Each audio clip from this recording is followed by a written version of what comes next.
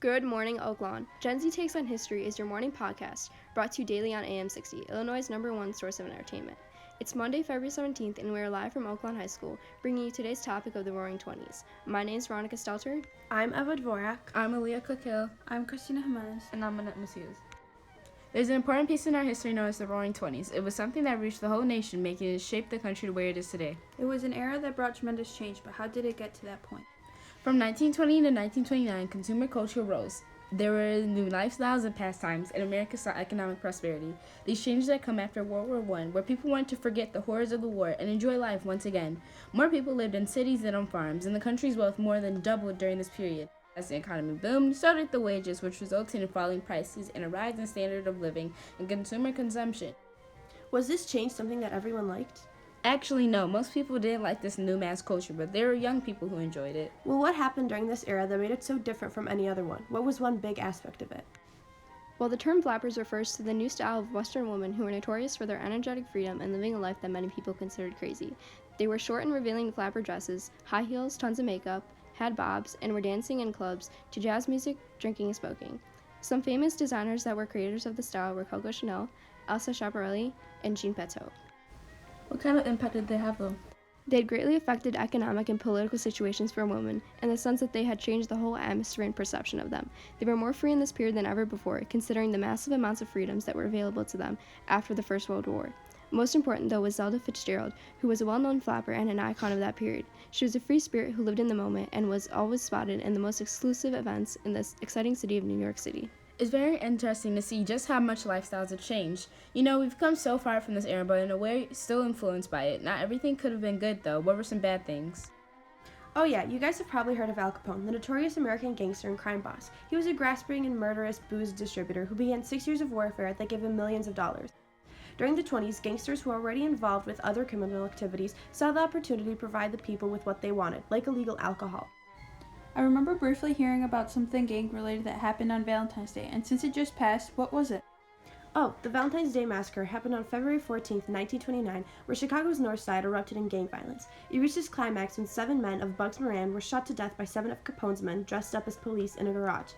Some theories say Capone was linked to the crime because he wanted to eliminate competition in the bootlegging, gambling, and prostitution business, but he was never actually convicted because there's no direct proof that the massacre was his idea.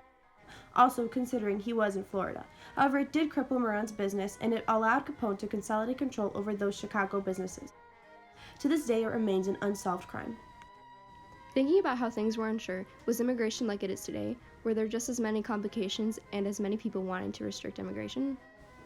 It sort of was. Immigration and immigrant rights continued to be a talked about topic, and the immigration policies had changed. Congress looked for ways to suppress immigration, and they introduced quotas, which is a share of what immigrants are allowed to do.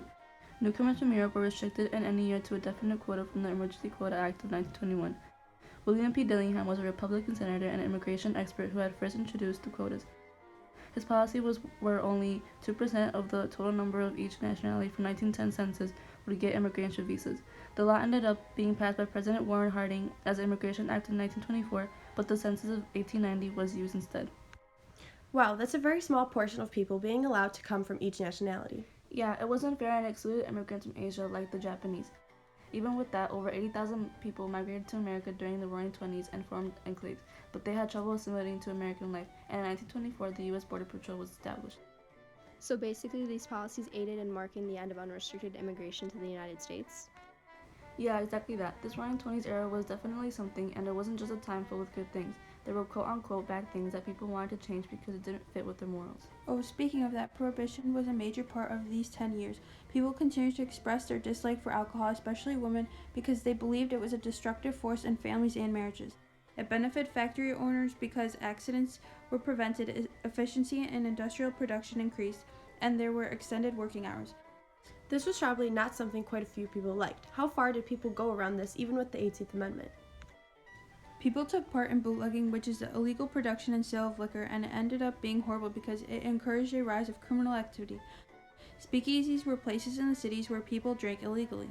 By the end of the 20s, Prohibition set the stage for what was to come regarding policies.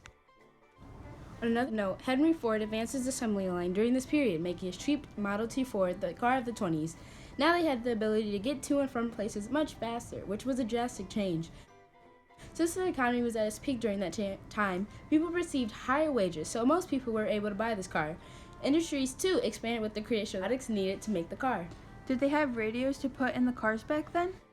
No, radios still had big, bulky devices, but it created a shared national American culture. By the end of the 1920s, there were radios in more than 12 million households. People also went to the movies. Historians estimate that during the 1920s, 3/4 of the population visited a movie theater every week. Overall, the Roaring Twenties had changed America forever because it made way for new popular technologies like the radios and cars. The radio made it able for people to be aware of what's going on, and cars made it easier for travel. Business and manufacturing industries expanded tremendously with the rise of consumer consumption. The lives of people changed with women and their style to what they had done in their free time. Gangs had been very widespread, and some people went against the law and still drank alcohol. Immigration policies reached a height they hadn't seen before because it was more restricted. Life in America would no longer be the same thanks to what we call the Roaring Twenties, an era that had influenced the future and brought change and prosperity. Thank you for joining us this morning at AM 60, and we hope you learned a ton about the Roaring 20s. Have a great day.